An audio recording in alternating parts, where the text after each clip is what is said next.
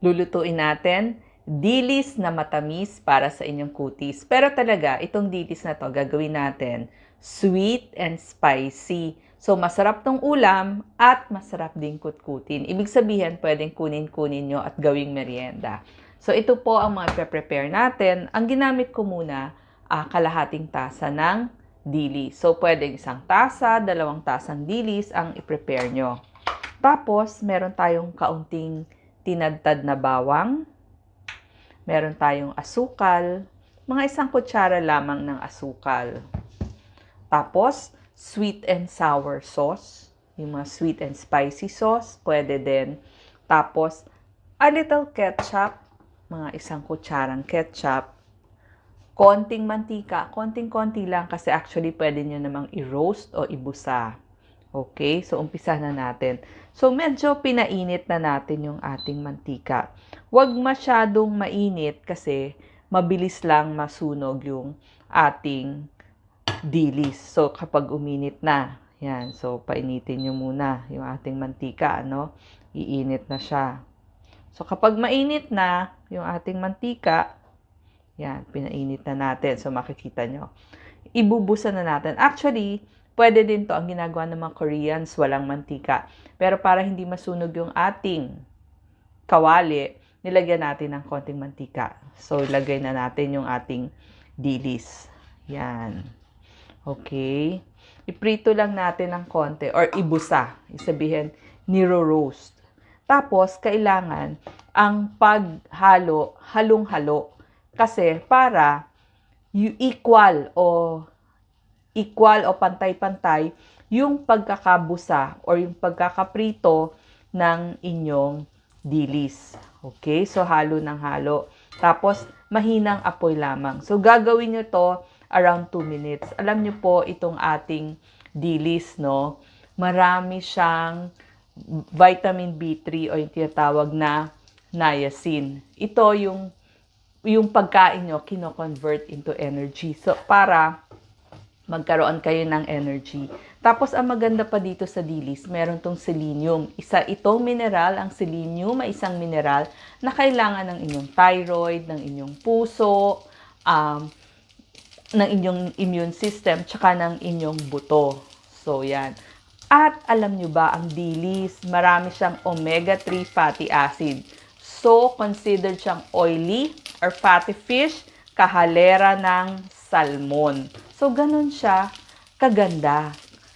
Anti-cancer ang omega-3 fatty acid para sa inyong utak kasi nagpapababa din ito ng blood clot. So, mas hindi kayo mai-stroke, yung risk ng stroke. Maganda din to sa mata para maiwasan yung acute macular degeneration. So, pag medyo lumakas yung inyong apoy, pwede nyong ihina. Ako medyo tinatanggal ko. Okay? So, habang binubusan nyo, pwede nyo na rin ilagay yung inyong bawang. Okay? Kasi masarap din yung bawang. So, pwedeng tanggal-tanggalin ninyo. Yan, katulad ng ginagawa natin. So, tinanggal ko yung bawang. Hinaan ko lang konti. Yan. Tapos, yan. Ilagay nyo yung bawang. Tapos, kapag nakita nyo na medyo malutong na or medyo luto na yung inyong dilis, ilalagay naman natin yung ating asukal. Usually, pag kalahating tasang dilis, ang kailangan nyo lang mga half teaspoon ng asukal. Pag 1 tasa naman, edi 1 tasa din ng asukal. Okay? Para, yan, ma-coat yung inyong dilis. Diyan. So, diyan natin mas kailangan talagang haluin para well-coated. Okay. Yan. Tapos, ang maganda pa dito sa dilis, sabi ko nga sa inyo, mababa sa mercury kasi maliliit siya eh. Tsaka, sustainable. Ibig sabihin, mabilis mapalitan, mabilis silang dumami. Hindi tulad ng mga malalaking mga isda. Tapos, maganda to sa mga bata. Kasi dun sa mga pag-aaral, nakita nila yung mga batang pinakakain ng isda once or twice a week, mas mababa ang risk ng pagkakaroon ng hika. May vitamin B12 to, may iron. So, dun sa mga anemic dyan, may calcium para sa inyong buto. Merong vitamin A, vitamin D, may protina syempre. So, para dun sa inyong muscles. So, pag medyo lumalakas yung apoy, pwede nyong tanggal-tanggalin. Tapos, alam nyo ba, kaya sinabi ko, dilis para sa kutis kasi siya yung maraming isda na maraming amino acid tsaka collagen. So, ang dalawang isdang maraming amino acid at collagen, sardinas at dilis para sa inyong kutis. So, ito actually, pagbusan nyo, pwede nyo ring lagyan ng roasted mani. Okay? Pwede nyo isama kung gusto ninyo. So, pwede natin gawin yon.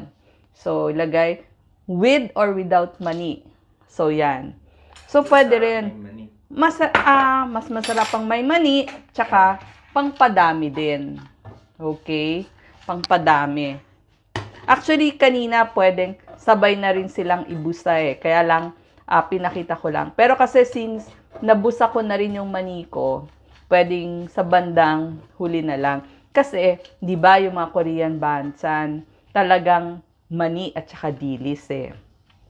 So, yan. So, pagluto na, doon nyo ilalagay yung inyong sweet chili sauce, actually. So, kung may sweet chili sauce kayo, ilagay nyo. Tapos, haluin nyo mabuti. Yan. Half teaspoon lang ng sweet chili sauce at saka half teaspoon din ng ketchup. Kung gusto nyong mas maano pa, yan. Okay. So, nilagyan na natin. Half and half sila. Okay.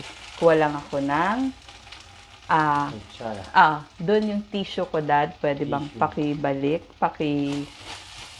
So, haluin nyo lang mabuti. Yan. Para ma-coat siya mabuti. Yan. Sorry. Kasi, tinaob ko sinisimot ko na kasi. Yan. Okay. So, yan po. Okay. So, ganito. So, kailangan well-coated sila. I-equal nyo. Yan, pakita natin na talagang halong-halo.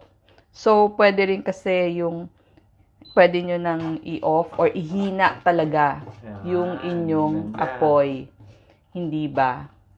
So, dahil well-coated na siya, yan, para lahat malagyan ng sauce. Okay. So, ito yung sinasabi nating dilis. Pwede itong ulam, pwedeng kutkutin the whole day. Kasi sinabi kong pwedeng kutkutin kasi pag nakagawa kayo ng ganito, di halimbawa, meron na kayong ganyan, ilagay nyo sa isang lock and lock. So, pag meron kayong lock and lock, mas maganda kung glass, tago nyo lang, lagay nyo dun sa inyong ref. So, pag gusto nyong kumain o yung mga bata, walang biglang ulam, tapos meron kayong mainit na kanin, ilabas nyo lang. So, pwede kayong gumawa ng madami. And the whole week, tatagal po to 1 hanggang 2 linggo. Okay? Lagay nyo lang dun sa ref nyo at kunin nyo. Okay? So, that's it.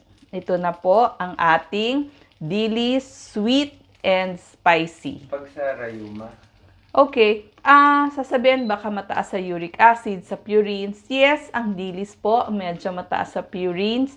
Limited lang. So, ang mga iiwas lang yung mga taong matataas yung uric acid. Pero kung normal naman ho kayo, hindi naman problem ang purines at oxalate sa dilis. Okay. Okay, salamat po.